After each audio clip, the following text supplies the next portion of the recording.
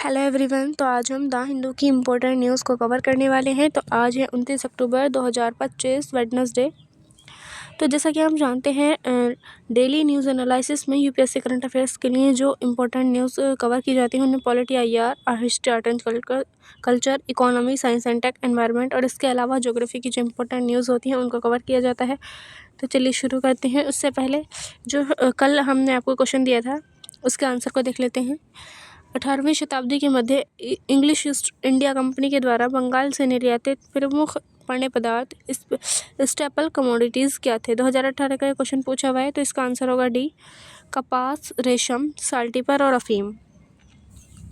तो अब देख लेते हैं हम इम्पोर्टेंट न्यूज़ को जो साइक्लोन के बारे में है, जो कि ज्योग्राफी से ये न्यूज़ जो है वो लिंक कर रही है। Cyclone Montha makes landfall rain batter several parts of AP. Andhra Pradesh में जो है वो वहाँ पर बारिश हुई है और वहाँ पर जो चक्रवाती तूफान है लेकिन साइक्लोन मोंथा वो आया हुआ था।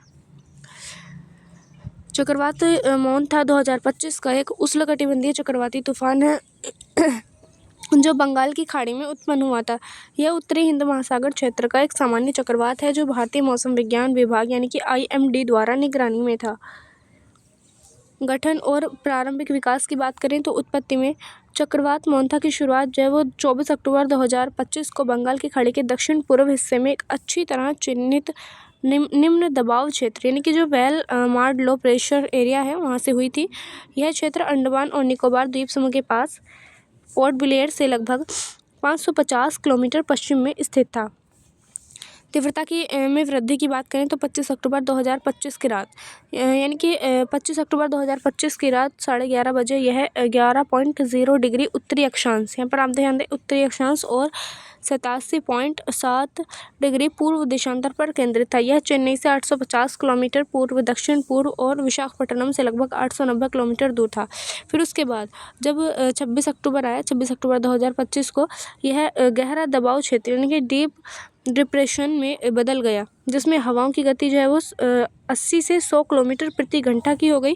और फिर उसके बाद जब 27 अक्टूबर 2025 की सुबह को यह एक चक्रवाती तूफान यानी कि साइक्लोन स्टॉर्म का रूप उसने ले लिया। यह उस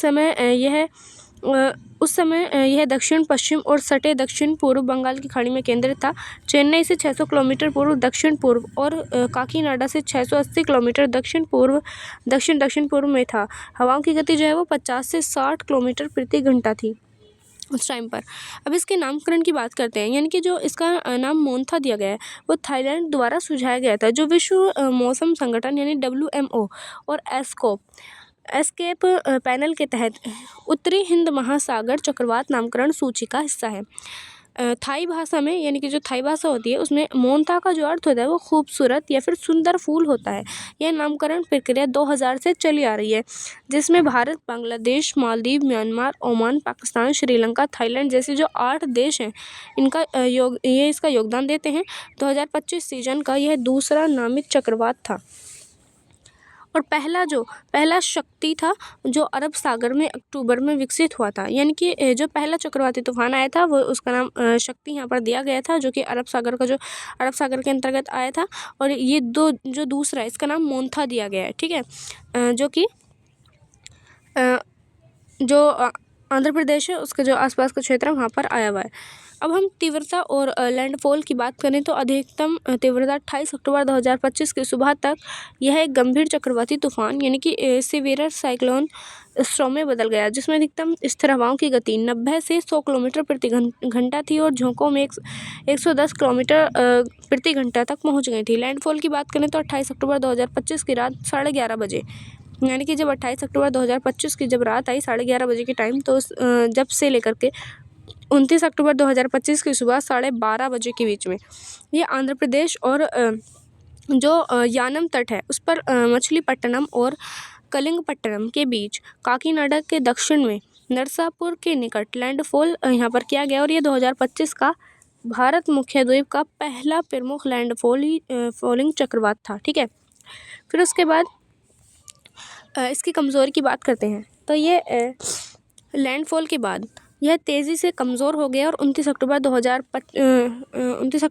2025 की सुबह तक यह एक चक्रवाती तूफान में बदल गया और दोपहर तक गहरे दबाव क्षेत्र डीप डिप्रेशन में चला गया। फिर उत्तर पश्चिम दिशा में बढ़ते हुए सामान्य निम्न दबाव क्षेत्र यानी कि जो लो प्रेशर एरिया है उसमें परिवर्तित हो गया। प्रभाव और नुकसान की बात करें तो यानी कि इसके प्रभाव, इसके इम्पैक्ट और डैमेज क्या पड़े, तो मौसम प्रभाव की बात करें तो लैंडफॉल के दौरान जब तटीय आंध्र प्रदेश में भारी से अत्यधिक भारी बारिश हुई 64.8 से 204.4 मिलीमीटर की हुई थी, तो तेज़ हवाओं ने पेड़ उखाड़ दिए थे और बिजली के खंभे गिरा दिए और व्यापक बिजली कटौती हुई। ओडिशा में भूस्खलन, गजपति और रायगढ़ जिलों में और बाढ़ की स्थिति बनी। मानवीय क्षति की बात करें तो आंध्र प्रदेश के कोनसीमा जिले में एक महिला की मौत हो गई एक पेड़ के गिरने की वजह से। ओडिशा में एक व्यक्ति घायल हुआ। बुनियादी ढांचे की बात करें तो 38,000 हेक्टेयर खरीफ की जो फसलें थी मुख्य रूप से धान उसके अंतर्गत हैं और 101.38 लाख हेक्टेयर बागवानी जो फसलें थी इसमें कि केला और नारियल जो है वो नष्ट हो गए। यानी कि ज़्यादातर जो यहाँ पर नुकसान देखने को मिला है वो धान का, केले का और नारियल की जो फसलें थी उनका देखने को मिला है।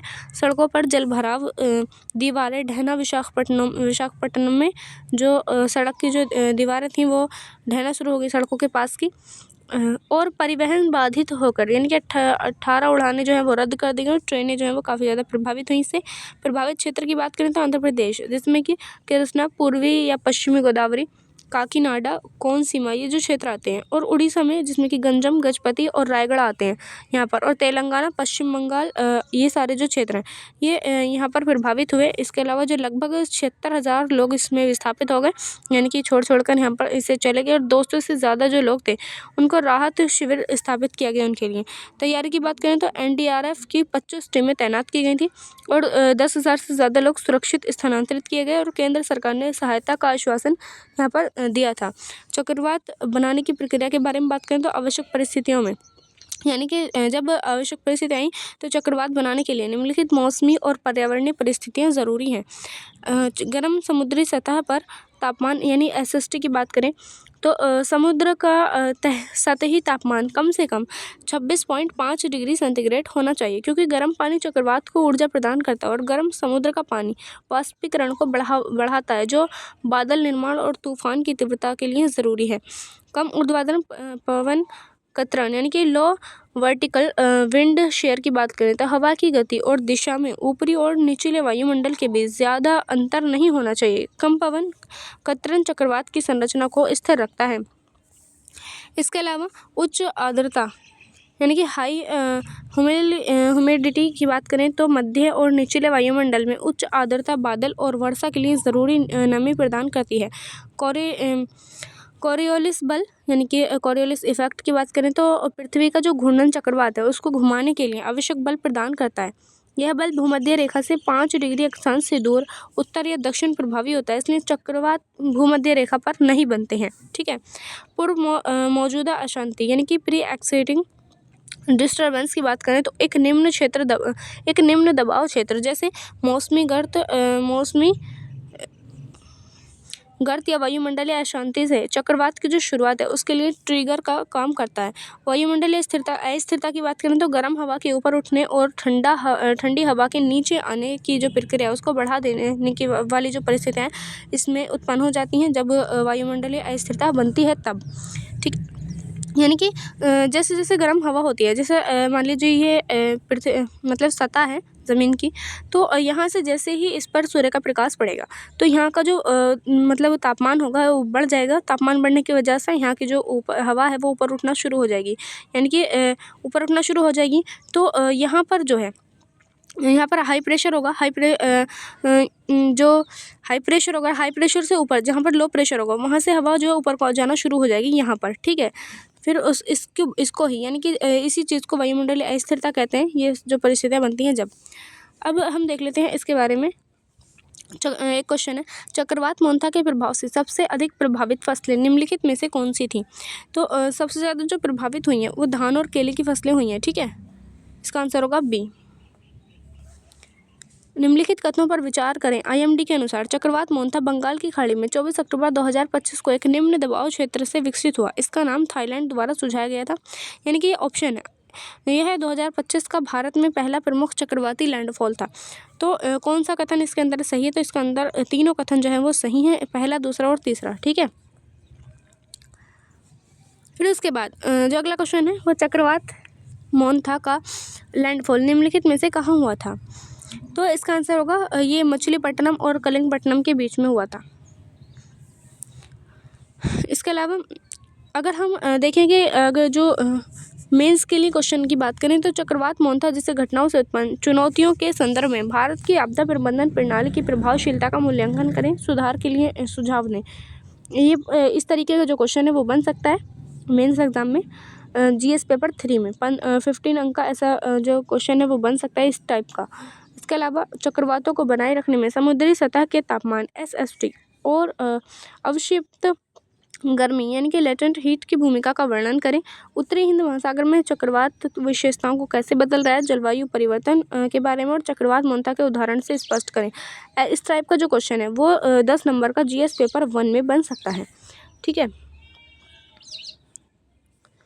अब हम देख लेते हैं अगली न्यूज़ के बारे में, जो UN report friends countries emission reduction short of goal set in Paris के बारे में है। देख लेते हैं रिपोर्ट का नाम और तिथि की बात करें तो यह 2025 नेशनली डिटरमाइंड कंट्रीब्यूशन यानी कि NDC सिंथेसिस रिपोर्ट है, जिसे कि UNFCCC संयुक्त राष्ट्र जलवायु परिवर्तन फ्रेमवर्क कन्वेंशन यानी कि इसके फुल फॉर्म इसने 28 अक्टूबर 2025 को जारी किया था और यह COP30 बेलेम ब्राज़ील से पहले जारी की गई थी। मुख्य निष्कर्ष की बात करें तो जनवरी 2024 से सितंबर 2025 तक 64 देशों ने अपनी नई या अपडेट NDCs जमा की। इनके आधार पर 2025 तक वैश्विक ग्रीन हाउस गैस यानी कि CHG उत्सर्जन 2019 के स्तर से केवल 17% का कम होने का अनुमान है। पेरिस समझौते के अनुसार तापमान वृद्धि को 1.5 डिग्री सेल्सियस तक सीमित रखने के लिए 2035 तक उत्सर्जन 57% कम करना होगा और 2 डिग्री सेल्सियस के लिए 37%। ठीक है। वर्तमान योजनाओं से जो तापमान है उसकी वृद्धि 2.5 डिग्री सेंटीग्रेड से अधिक हो सकती है, जो आपदा का कारण बनेगी। सकारात्मक पहलू की बात करें तो रिपोर्ट में प्रगति भी दर्ज की गई है, जिसमें कि 89% देशों ने अर्थव्यवस्था व्यापी उत्सर्जन लक्ष्य रखे हैं। 73% ने अनुकूलन यानी कि अडेप्टेशन पर जोर दिया है और उत्सर्जन वक्र अब नीचे की ओर मुड़ रहा है।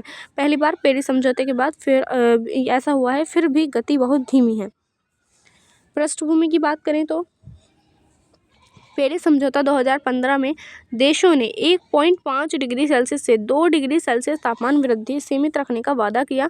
हर 5 साल में NDCs अपडेट करने पड़ते हैं। अभी तक केवल 64 से 190 देशों ने 2035 के लिए अपडेटेड NDCs जमा किए। भारत सहित कई प्रमुख देश जैसे कि भारत जो अगस्त 2022 में आखिरी NDC जमा करा चुका है, अभी बाकी हैं। यदि सभी देश मजबूत योजनाएं जमा करें तो अंतर कम हो सकता है। इसके अलावा क्या किया जाना चाहिए इसके लिए, तो तत्काल इसमें कार्रवाई की जानी चाहिए। G20 जैसे देश हैं जो कि 78% उत्सर्जन के लिए जिम्मेदार हैं, उनको नेतृत्व करना होगा। सौर और पवन ऊर्जा को और वन संरक्षण जैसे क्षेत्रों में तेज़ी लानी होगी। इसके अलावा वित्तीय सहायता के लिए काम करना होगा, जिसमें विकासशील जो देश हैं उनको वित्त, तकनीक और क्षमता निर्माण की ज़रूरत है। रिपोर्ट में सुझाव है कि निजी क्षेत्र और अंतर्राष्ट्रीय सहयोग बढ़ें। आगामी कदम की बात करें तो COP30 में मजबूत NDCs और वित्तीय प्रतिबद्धताएं सुनिश्चित करनी होंगी। इसके अलावा भारत का जलवायु योगदान में भारत का जो NDC प्रतिबद्धताएं हैं उसमें 2030 तक उत्सर्जन तीव्रता में कमी करना होगा और 2005 के स्तर की तुलना में GDP की उत्सर्जन तीव्रता को 45% तक कम करना इसके अंतर्गत आता है। नवीकरणीय ऊर्जा की बात करें तो 2030 तक कुल बिजली उत्पादन क्षमता 50% गैर जीवाश्म ईंधन स्रोतों से प्राप्त करना होगा। नेट जीरो लक्ष्य की बात करें जिसमें 2070 तक नेट जीरो उत्सर्जन हासिल करना, यानी कि ये सारे जो काम है वो करने होंगे इसके लिए। लाइफ मिशन की बात करें तो लाइफ स्टाइल फॉर एनवायरनमेंट यानी कि LIFA पहल के माध्यम से पर्यावरण अनुकूल जीवन शैली को बढ़ावा देना होगा, यानी कि ये सारे जो काम हैं वो इसके लिए करने होंगे। प्रमुख उपलब्धियों की बात करें तो नवीकरणीय ऊर्जा में प्रगति में भारत की जो नवीकरणीय ऊर्जा क्षमता है, जिसमें कि सौर ऊर्जा, पवन ऊर्जा और हाइड्रो आदि आते हैं, 2025 तक 150 गीगावाट तक पहुंच चुकी है, जो 2030 के 500 गीगावाट लक्ष्य के दिशा में एक मजबूत कदम है। सौर ऊर्जा की बात करें तो अंतर्राष्ट्रीय संगठन ISA की स्थापना फ्रांस के साथ और राष्ट्रीय और मिशन के तहत, और सौर ऊर्जा क्षमता 2010 के 0.02 गीगावाट से बढ़कर के 2025 में लगभग 80 गीगावाट हो गई है। पवन ऊर्जा की बात करें तो भारत दुनिया में चौथा सबसे बड़ा पवन ऊर्जा उत्पादक है, जो कि लगभग 45 गीगावाट के आसपास इसका जो ऊर्जा उत्पादन है वो होता है। ऊर्जा दक्षता की बात करते हैं तो उजाला योजना, जिसमें कि LED बल्ब वितरण ने 36 करोड़ से अधिक LED बल्ब वितरित किए हैं, इनकी बांटे हैं, जिससे सालाना 47 मिलियन टन कार्बन डाइऑक्साइड उत्सर्जन कम हुआ है। ऊर्जा कुशल उपकरणों जैसे कि 5 स्टार रेटेड AC जो होते हैं और फैन होते हैं, उनको बढ़ावा इसके अंतर्गत दिया गया है। वन संरक्षण और हरित आवरण के बारे में बात करें तो भारत ने 2030 तक 2.5 से लेकर के 3 बिलियन टन कार्बन डाइऑक्साइड समकक्ष अतिरिक्त कार्बन सिंक बनाने का लक्ष्य रखा है। और वन और वृक्ष आवरण, जिसमें कि 24.4% 2021 तक बढ़ा है। राष्ट्रीय वनीकरण कार्यक्रम और ग्रीन इंडिया मिशन इस दिशा में काम कर रहे हैं। इसके अलावा परिवहन क्षेत्र की बात करें तो इलेक्ट्रॉनिक वाहन यानी कि EV को बढ़ावा मिला है। फेम की मतलब कि faster adaptation and manufacturing of electric vehicles योजना के तहत EV बिक्री में वृद्धि हुई है। 2030 तक 30% निजी वाहन यानी कि EV करने का उद्देश्य रखा गया है। मेट्रो रेल नेटवर्क का विस्तार की बात करें, जिसमें कि 200 से ज़्यादा शहर होते हैं, उसमें रेलवे का विद्युतीकरण 80% लगभग जो है वो पूरा हो गया है। अंतर्राष्ट्रीय योगदान की बात करें तो भारत ने ISA और CDRI यानी कि collision of disaster resilient infrastructure जैसे जो वैश्विक मंच है उनका नेतृत्व किया है। जलवायु वितरण प्रौद्योगिकी हस्तांतरण के लिए विकासशील देशों की वकालत इसमें की गई है। इसके अलावा चुनौतियां क्या होंगी, यानी कि जो कोयला निर्भरता है, भारत की बिजली का लगभग 70% अभी भी कोयले से आता है। हालांकि नवीकरण ऊर्जा जो है वो बढ़ रही है। कोयला 2030 तक प्रमुख इसके अंतर्गत रहेगा। वित्तीय बाधाओं की बात करें तो जलवायु लक्ष्यों के लिए भारत को अनुमानित $10 ट्रिलियन की ज़रूरत है। विकसित देशों ने वादा किया है कि $100 बिलियन वार्षिक जलवायु वित्त अपर्याप्त और विलंबित है। उद्योग और कृषि उत्सर्जन की बात करें, जिसमें कि स्टील, सीमेंट और कृषि आते हैं। जैसे कि कृषि के अंतर्गत जैसे धान से मीथेन उससे उत्सर्जन को कम करना चुनौतीपूर्ण है। अनुकूलन यानी कि एडेप्टेशन की बात करें तो भारत जलवायु प्रभावों, जिसमें कि बाढ़, सूखा और हीट वेव आते हैं, उनके प्रति अत्यधिक संवेदनशील है और अनुकूलन के लिए अधिक निवेश और नीतियाँ इसके अंतर्गत चाहिए। भारत की स्थिति और विश्लेषण की बात करते हैं, जिसमें कि भारत ने नवीकरणीय ऊर्जा और ऊर्जा दक्षता में प्रभावशाली प्रगति की है, लेकिन कोयले पर निर्भरता और तेजी से बढ़ती ऊर्जा मांग आर्थिक विकास के कारण चुनौतियां हैं।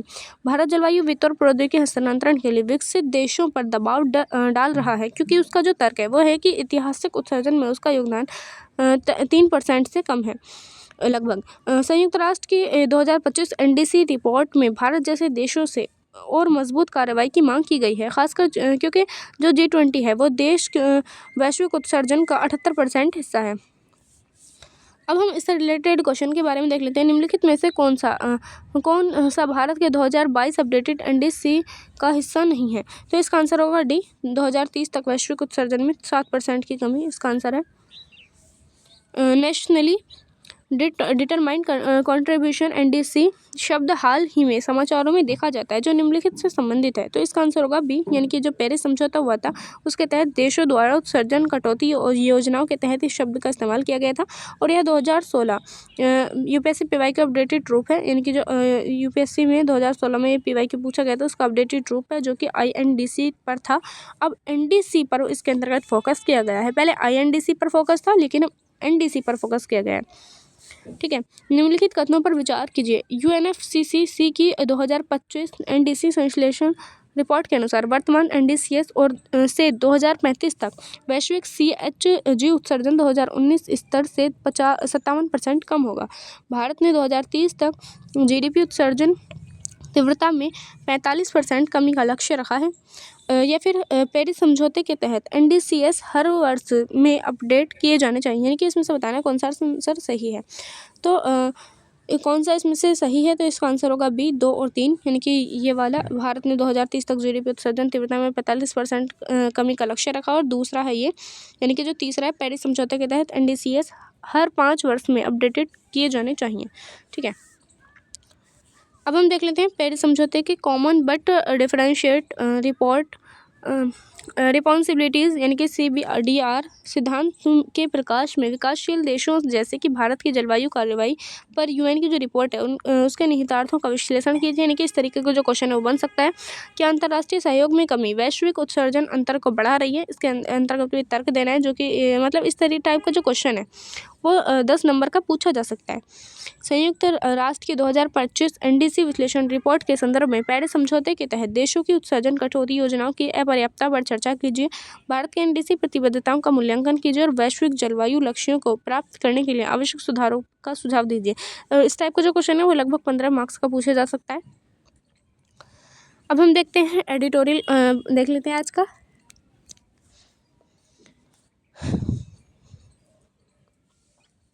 संपादकीय के प्रमुख बिंदुओं को देखते हैं। ऐतिहासिक उलटफेर, यानी कि हिस्टोरिकल इन्वर्जन। कोलंबस के अमेरिका पहुंचने को मानव प्रवास की शुरुआत के रूप में चित्रित किया गया है, यानी कि जैसा कि आप जानते हैं कि जो कोलंबस है अमेरिका पहुंचने को मानव प्रवास की शुरुआत के रूप में उसको चित्रित किया जाता है और उत्तर जीवित आशा और गरिमा की खोज पर आधारित था। लेकिन आज विशेषकर अमेरिका में ट्रंप प्रशासन के तहत अव्रजन को एक विषाक्त युद्ध क्षेत्र, यानी कि टॉक्सिक बैटल ग्राउंड में बदल दिया गया है, जहां प्रवासी को आर्थिक बोझ, सांस्कृतिक खतरा या सुरक्षा जोखिम के रूप में देखा जाता है। लेख का तर्क है कि राष्ट्र जो स्वयं हिंसक प्रवास और उपनिवेशवाद पर आधारित है, जैसे कि अमेरिका और अफ्रीका एशिया के उपनिवेश, अब शरणार्थियों के लिए नैतिक और कानूनी बाधाएं खड़ी कर रहे हैं। यह एक नैतिक विरोधाभास, यानी कि मॉरल पैराडॉक्स है। इसके अलावा जो बहिष्कारवादी राष्ट्रवाद के उदय के बारे में जानते हैं। ट्रंप युग की रणनीति ने नागरिकता और संबंध, यानी कि बिलोंगिंग की चर्चा को पक्षपाती बना दिया है। प्रवासी को अब सहयोगी मानव के बजाय राष्ट्रीय खतरा माना जाता है। 21वीं सदी में प्रवास का क्रूर गणित वही है सीरिया के युद्धग्रस्त क्षेत्रों, वेनेजुएला की आर्थिक तबाही या उप सहारा अफ्रीका के जलवायु संकट से भागने वाले लोगों को ग्लोबल नॉर्थ की सीमाओं पर संदेह और शत्रुता का सामना करना पड़ता है। वैश्विक संदर्भ और प्रभाव की बात करें तो लेख उपनिवेशवाद से लेकर दक्षिण अफ्रीका के जो अपार्टहाइड हैं उस वहाँ तक प्रवास को विजय, विस्तार और वर्चस्व के साधन के रूप में देखता है। आज यह पैटर्न जारी है, लेकिन अब विकासशील देशों में से अमीर देशों की ओर है। अमेरिकी राजनीति का प्रभाव वैश्विक है, जो अन्य देशों जैसे कि यूरोप में एंटी इमिग्रेंट भावना को बढ़ावा दे रहा है। इसके अलावा भारतीय संदर्भ में प्रासंगिकता की बात करें तो जिसमें समानताएं आती हैं, भारत में भी प्रवासियों को घुसपैठिए के रूप में चित्रित किया जाता है, जैसा कि रोहिंग्या के मामले में देखा गया। संपादकीय का नैतिक विरोधाभास भारत पर लागू होता है, जहां विभाजन के बाद लाखों शरणार्थियों को आश्रय दिया गया, लेकिन अब धार्मिक या फिर राष्ट्रीय आधार पर बहिष्कार हो रहा है। इसके अंदर चुनौतियों की बात करें तो जलवायु परिवर्तन से बांग्लादेश और म्यांमार को बढ़ता विस्थापन भारत के लिए खतरा है। संपादकीय की तरह भारत को भी सुरक्षा, सीमा नियंत्रण और मानवीय दायित्व नॉन रिफ्यूलमेंट के बीच संतुलन बनाना होगा। इसके अलावा सुझाव संपादकीय से जो प्रेरित है, एक समावेशी नीति की आवश्यकता है, जहां प्रवास को बोझ न मानकर आर्थिक या फिर सांस्कृतिक संपत्ति के रूप में देखा जाए। भारत को 1991 शरणार्थी सम्मेलन पर विचार करना चाहिए, जैसा कि यूरोप में प्रॉपर माइग्रेशन आर्किटेक्चर की मांग हो रही है। इसके अलावा इससे रिलेटेड क्वेश्चन को देख लेते हैं। रोहिंग्या शरणार्थी मुख्य रूप से किस देश से भारत में आए, तो इसका आंसर होगा म्यांमार, यानी कि जो रोहिंग्या शरणार्थी हैं वो म्यांमार से भारत में आए हैं। इसके अलावा आज के हम क्वेश्चन ऑफ द डे को देख लेते हैं, जो कि जिसका आंसर आपको कमेंट बॉक्स में देना है और इसका जो आंसर है आपको यानी कि कल वाली वीडियो में मिलेगा। ठीक है, क्वेश्चन है निम्नलिखित में से कौन सा देश 1951 के शरणार्थी सम्मेलन का हस्ताक्षरता नहीं है। ओके, तो ये थी आज की हमारी न्यूज़। आज के लिए इतना ही। Thanks for watching.